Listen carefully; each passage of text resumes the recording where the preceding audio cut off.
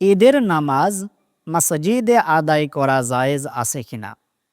হ্যাঁ, ঈদের নামাজ মসজিদে আদায় করা জায়েজ আছে। আমরা দলিল নেব হাদিস থেকে। আন আবি হুরায়রা রাদিয়াল্লাহু তাআলা আনহু ক্বাল ক্বালা নবী সাল্লাল্লাহু আলাইহি ওয়াসাল্লাম আন্নাহু আসাবাহুম মাতারুন ফি ইয়াউমিল ঈদি ফাসাল্লা বিহিমুন নবী সাল্লাল্লাহু আলাইহি ওয়াসাল্লাম সালাতাল ঈদ ফিল মাসজিদ। রাওয়াহু আবু দাউদ ওয়া ইবনু মাজাহ ওয়া কামা ক্বালা আলাইহিস সালাতু ওয়াসসালাম। হযরত আবু হুরায়রা রাদিয়াল্লাহু তাআলা আনহু হতে বর্ণিত, তিনি বলেন, একদা কোনো এক ঈদের দিন তাদেরকে বৃষ্টিতে পেল। তখন আল্লাহর রাসূল তাদেরকে নিয়ে মসজিদের মধ্যে ঈদের নামাজ আদায় করলেন।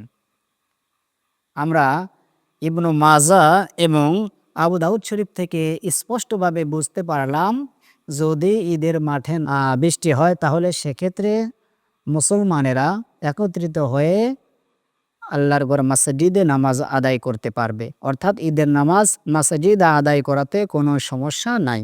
আশা করি বুঝতে পেরেছেন।